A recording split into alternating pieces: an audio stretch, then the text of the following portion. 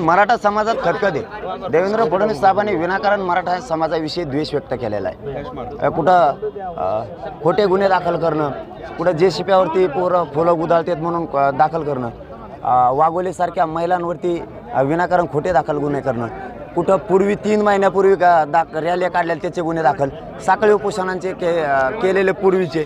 म्हणजे ही सूड भावना कोणची आहे? 10% आरक्षण घेण्यासाठी, ते पण इतक्या जबाबदार मंत्र्यानं, ज्यांच्याकडे गृह खातं आहे, जे राज्य चालवते, जरी मुख्यमंत्री उपमुख्यमंत्री दुसरे असले तरी तुम्ही एवढा मोठा कारभार चालवता आणि मराठ्यांविषयी इतका द्वेष विनाकारण काही कारण नसताना 10% आरक्षण जे टिकणार नाही ते स्वीकारायचं. मग अधिसूचना कशाला काढली? राज्यपाल पद अस्तित्वात आहे, विधानसभा विधान परिषद अस्तित्वात आहे. हे अस्तित्वात असतानाही तुम्ही अधिसूचना काढली आणि आता तुम्ही अंमलबजावणी करत नाही आहे. म्हणजे घोर अपमान पुन्हा मराठ्यांचा का? याचं काय कारण? तुम्ही ट्रॅप कार असता, याचे काय कारण? म्हणजे सत्तेवरती मराठ्यांनी बसवायचं आणि आरक्षण मराठ्यांना द्यायचं नाही, हक्काचं असून, आणि ते आरक्षणच टिकणार नाही. आजच्या नोकर भरतीत आम्हाला त्याचा पोरांना फायदा नाही. तुम्ही EWS अगोदरच का रद्द केलं? आमच्या शेकडो नाही लाखो पोरांचा लॉस झाला आज. तुम्ही म्हणताल तसं होत नाही. मग आज आम्ही संवाद बैठका सुरू केल्यात, बैठकांवरती निर्बंध, लोकांना गावात जाऊन सांगायचं तुम्ही जाऊ नका, आम्ही गुन्हे दाखल करणार आहे. लोक नाही थांबणार. फडणवीस साहेब, तुमच्यामुळे उलट मला एक चांगला मोठा वर्ग तयार झाला आता फौज फाटा. तुम्ही जे पोरं गुतवलेत ना ते माझ्याकडे येऊन म्हणालेत आम्ही आद्यात माद्यात नव्हतो, आता येऊ गुतलो तेव्हा गुतलं, माझ्या गुन्हा दाखल झाला, वाहून द्या काय व्हायचं ते. आता नसलेले लोक जास्त पेटून उठलेत आता त्या संवाद बैठका आहेत. तुम्ही आणखी थोड्या दिवसात बघा मराठ्यांची सभा म्हणजे काय असते. दुसऱ्यांदा दौरा करताय तुम्ही, एकूण कशा प्रकारचा दौरा असणार आहे? नाही, सध्या तरी मी संवाद बैठकाच घेतोय, समाजाशी चर्चा करतोय, त्यांचा आशीर्वाद घेतोय. सरकारनं चालवलेली फसवणूक ही आता सहन होत नाही, चाललेला अन्याय दडपशाही सहन होत नाही, अजिबात नाही.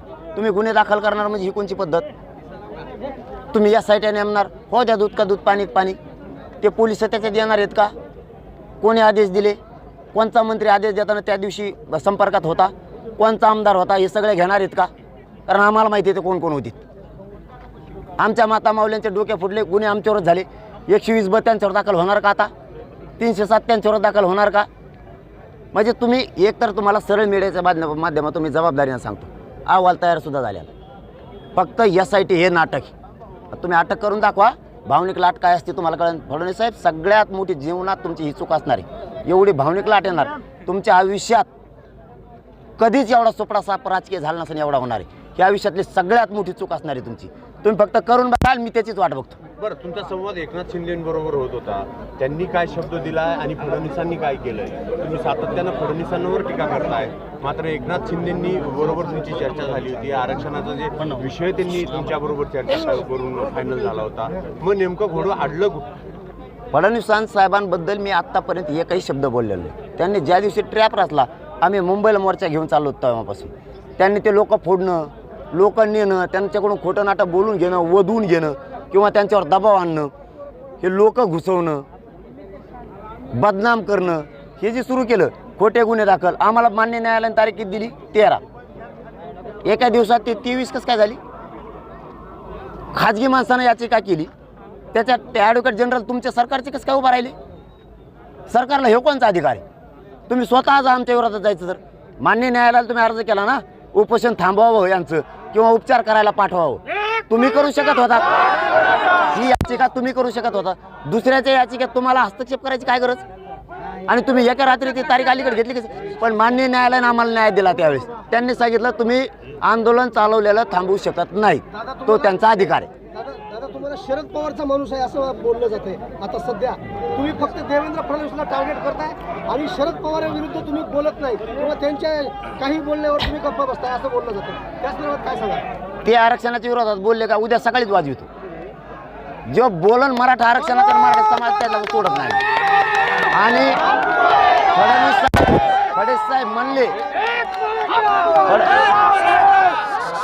फडणवीस साहेब म्हणले म्हणून मी बोलणार नाही. त्यांच्यावर सुद्धा नाही, फडणवीस साहेबांवर सुद्धा नाही बोलणार. चूक केली की बोलणार. फडणवीस साहेबांचे एक स्टेटमेंट सांगतो तुम्हाला. फडणवीस साहेब म्हणतात ना माझ्या मागे आहेत. फडणवीस साहेबांनी TV9 ला एक बातमी दिली, मुलाखत. त्याच्यात ते म्हणतात पवार साहेब आंतरवालीला गेले होते, त्यांच्या उभ्या आयुष्यात इतकं घाण त्यांना कुणीच बोललं नसेल, ते एका रस्त्याने जाणार होते, दुसऱ्या रस्त्याने पळून जावं लागलं. मग मला सांगा, इतक्या घाण बोलल्याच्या नंतर आम्ही तो माणूस आमच्या पाठीशी राहू शकतो? देवेंद्र फडणवीस याच्या अगोदर ती लोकही म्हणले देवेंद्र फडणवीस आमच्या मागे आहे, काही लोक म्हणले शिंदे साहेब आहे, काही जण म्हणले प्रकाश आंबेडकर साहेब आहेत, काही जण म्हणले बच्चू कडू आहेत. यांना कोणी सापडत नाही. माझ्या मागं फक्त मराठा समाज आहे आणि मी कोणाचं ऐकत नसतो, तुम्हाला स्पष्ट सांगतो. आता तुम्ही बोलता देवेंद्र पोलीस बंदोबस्त काढून घेताय. अहो 8 दिवस झालेत, मला पोलीस बंदोबस्ताची गरज नाही आहे, परंतु 8 दिवसापूर्वी वेगळं वातावरण होतं. अचानक बदललं कसं? गिरीश महाजन विदर्भात, त्यांचे कार्यकर्ते महिलाच्या आडून हॉस्पिटलला कसं काय येतात? काय कारण याचं? आमच्या महिला ताबडतोब आल्या. ही काय पद्धत? म्हणजे तुम्हाला कार्यकर्त्याच्या हातून हल्ला घडवून आणायचा म्हणून तुम्ही पोलिसाला लांब ठेवले. पोलिसाला काय दोष देताय? त्यांना जसे आदेश आहेत तसं करता येते. ते कुठं थांबतात? आता आम्ही इथं चाललो 2 किलोमीटर पुढं किंवा लांब 2 किलोमीटर मागं एखाद्या लिंबा झाडाखाली किंवा एखाद्या हॉटेलजवळ असं थांबणार. फक्त गेले म्हणून सांगायचं. काय झालं, हल्ला झाला, मग पोलिसच नव्हते तिथं किंवा होते, म्हणजे नाही का एखाद्याच्या लग्नात पाहुणा रुस होतो तसं मंडपाच्या ह्या कोपऱ्यात त्या कोपऱ्यात. देवेंद्र फडणवीस ही चाल असावी राज्य चालवताना. मला गरज नाही, मी 70-80 पोरं माझे बोलून घेतले. ठीक आहे, माझी टीम सज्ज आहे, माझं संरक्षण करायला माझी जात खंबीर आहे, गरज नाही मला. पण यांची नियत ही चांगली नाही मराठ्यांविषयी. आता बोलताना तुम्ही म्हणला देवेंद्र फडणवीसांचा मराठा, नेमकं काय आपल्याला म्हणायचं? शेवटी आता काय आहे, पक्षाला मोठं मानायचं म्हणल्याच्या नंतर मराठा आमदार जो आहे, मंत्री जो आहे, त्याचे जवळचे लोक येतात का नाही येत हे लक्ष ठेवणं गरजेचं आहे. कारण त्यांच्या लेकराला आरक्षण लागणार आहे, ते नसलेले येणार, त्यांना काय बोलायची गरज नाही, त्यांना बोलायची गरज नाही. पण उद्या त्यांचं भविष्यसुद्धा त्याच परिसरातल्या त्या सर्कलमधल्या त्या मतदारसंघातल्या लोकांच्या हातात आहे. म्हणून आम्हाला गरजेचं आहे बघणं. मराठ्यांचा प्रश्न इथं असताना तुम्ही नेत्याकडून वाढायला लागलात, जातीच्या आंदोलनात तुम्ही सहभागी होताय की नाही हे बघणं गरजेचं आहे. आता लोकसभेची निवडणुकी लागणार आहे, त्याच्यामध्ये मराठा समाजातील देखील उमेदवार मोठ्या संख्येने उभा राहतील. नाही, तो समाजाचा निर्णय, माझा नाही. समाजाचा मी मालक नाही आहे. समाज माझा मालक आहे, मी समाजाचा नाही आहे. मुलगा म्हणून त्यांचं काम करतोय, पण त्यांना अधिकार आहे.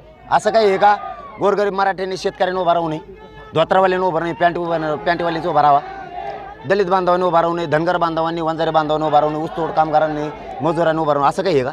त्यांना अधिकार आहे, उभा राहतील, 50-50 हजार, त्याला काय, त्यांचा अधिकार आहे, राहतील उभा. ते त्यांचा निर्णय आहे, मी मालक नाही आहे समाजाचा. दादा तुम्ही 900 एकरवरती सभा घेणार आहे, ते ठिकाण कोणतं आहे? महाराष्ट्रातलं कोणतं जिल्हा? नाही, मी पहिल्यांदाच हे सांगितलंय, कालपासूनच आम्ही सांगत होतो. आम्ही 15 दिवस झाला आम्ही बघतो, आमच्या 10 टीमा राज्यात बघतात. कारण आम्हाला जवळपास 2000 एकर नुसतं पार्किंगला पाहिजे आणि 900 ते 1100 एकर पाहिजे. कारण समाजाचा आतून असा विषय ठरला आता की आता घरी माणूसच ठेवायचा नाही, एकदाच शक्ती दाखवायची. जर फडणवीस साहेब अशी दहशत मराठ्यावर मुद्दाम करत असले, सगळ्यात मोठा राज्यातला मोठा समुदाय मराठा समाज आहे, आणि त्याच्यावर एवढी दडपशाही जर होणार असली तर सामान्य जातीचं कसं होईल इथून पुढं? सामान्य छोट्या छोट्या जातींचं तर मरायचंच काम यांच्या पुढं. आम्ही ताकदवर असून जर हे हाल आहेत तर गोरगरीब 12 बलुतेदारांनी जगायचं कसं यांच्या पुढं?